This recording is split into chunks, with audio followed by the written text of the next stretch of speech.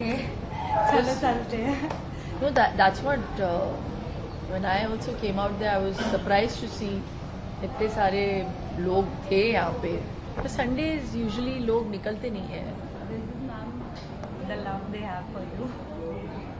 I hope they show some love to yoga also. International Yoga Day. आपको भी. Ma'am आज yoga day के साथ साथ ही फादर्स डे भी है. I know. तो मैम ये एक्साइटमेंट थी लोगों में, ये एंकरेजमेंट थी कि पता लग रहा था कि आज शिल्पा मैम आ रही है तो मैं उनके साथ में जाके योगा करना. It was so beautiful to see कि छोटे छोटे बच्चे अपने फादर के साथ भी आए हुए थे योगा के लिए. तो कैसा एक्सपीरियंस था आपका? आज का अनुभव यादगार रहेगा मेरे लिए. And there was no better way to celebrate international yoga day than to celebrate yoga with people. और बहुत उत्साहित हो के इतनी जल्दी लोग आए यहाँ पे, तो अच्छा भी लगा और बहुत मज़ा भी आया क्योंकि मैंने देखा कि लोग एंजॉय कर रहे थे. मैं ट्राई करती हूँ जब भी मैं सेशंस करती हूँ लोगों के साथ, mass sessions, I try to make it enjoyable.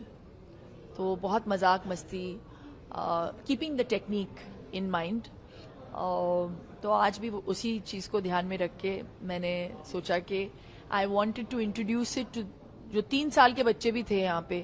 तो I wanted it to be an enjoyable process, कि उनको लगना नहीं चाहिए कि अगर अभ्यास करना हो तो कोई होमवर्क जैसा हो, यू नो. तो योग का जो अभ्यास है वो मज़े लेके करना चाहिए. और ये बात मैं इस जो यंग हमारी पीढ़ी है उन तक पहुंचाना चाहती हूँ कि प्लीज़ इसका पूरा फायदा उठाएं. इट्स अ साइंस जो हमारे ऋषि मुनि छोड़ के गए हैं. It's a single most holistic way to cure yourself, to strengthen yourself, to build muscle, and to stay mentally agile and fit. So please take up yoga.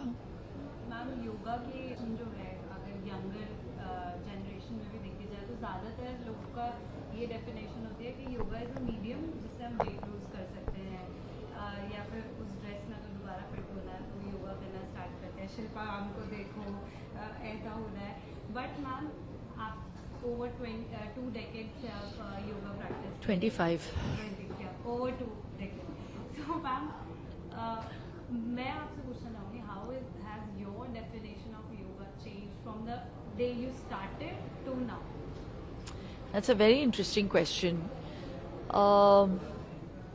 जैसे मैंने सेशन के बीच में कहा भी, I got introduced to yoga because it was prescribed to me.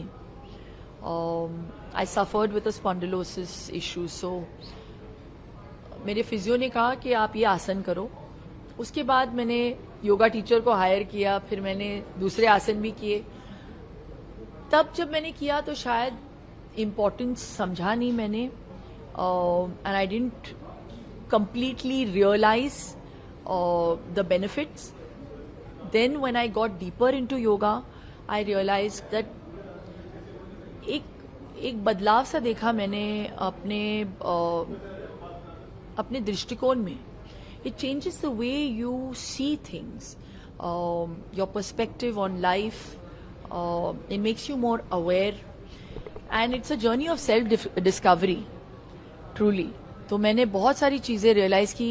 एक वक्त ऐसा था जहाँ पे मैं अपने नेक को टर्न नहीं कर पाती थी पूरी तरह से, और मैं पीछे की ओर देख नहीं पाती थी. अब मैं शीर्षासन कर पाती हूँ. तो imagine, it's the same body. So yoga has taught me that the mind is more powerful than the body. और करते करते जब आप ज़्यादा योग अभ्यास करो तो आप रियलाइज करते हो कि भले ही आप आसन को परफेक्ट नहीं करो, रोज एक नई सीख मिलती है आपको योग करने के साथ साथ. कि some days you will feel that you are more flexible, some days you will feel stiff, some days you will not have done yoga for a long time, and then you come back to yoga and you suddenly feel like because you are happier, you are able to stretch more. So it really opens up a lot of lot of things in your life. But the most amazing thing about yoga, मैं तो योगा के बारे में बहुत बोल सकती हूँ. It's made me happier. It's helped me stay in the now. अब मैं जीना सिखाया है मुझे योगा ने. हम कितने सारे स्ट्रेसर्स से गुजरते हैं, especially actors, you know, always in the public eye. और even the younger generation, there's social media pressure, there's peer pressure. I just feel for this generation there's no better Ramban ilaj than pranayam, and which is why I keep emphasizing on that. Ma'am, as somebody who has, you know, मतलब आपका social media देखकर इतना lively feel होता है, and you have always anchored yoga as a medium of connecting your mind with your body. But आज की अगर generation में देखा जाए, busy life schedule रहते हैं, and there's so much of anxiety, people are going into depression also. So yoga को spirituality से भी जोड़ा जाता है. So what is your one non-negotiable thing या advice जो आप देना चाहते हैं कि योगा के थ्रू आप कैसे inner healing कर सकते हैं? You know, I love this shlok from the Gita, and could not have been better put.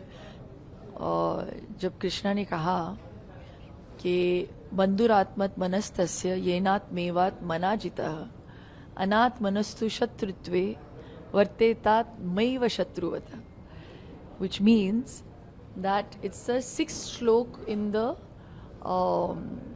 sixth adhyay, where he says that the one who is able to befriend the mind can have control over it, okay, and the one that's not able to, the mind becomes its biggest enemy.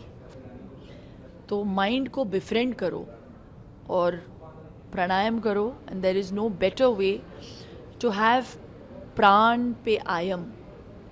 If you have control over your breath, you have control over your mind, and if you have control over your mind, no one else can control you, so nothing then can affect you.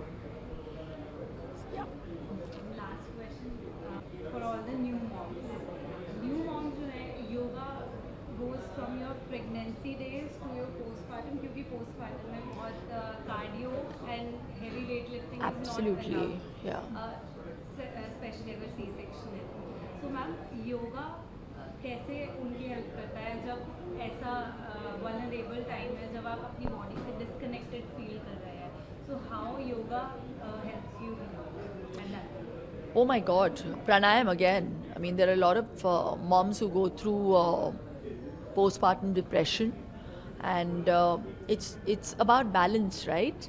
Because your hormones are all over the place. You've literally given birth to another human being.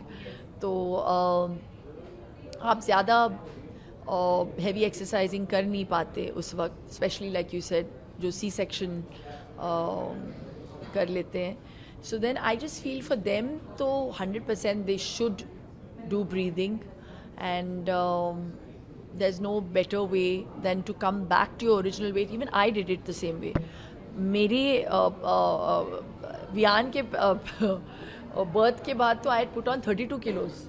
I lost it all with yoga and the right nutrition and cardio. Yes. Thank you very much.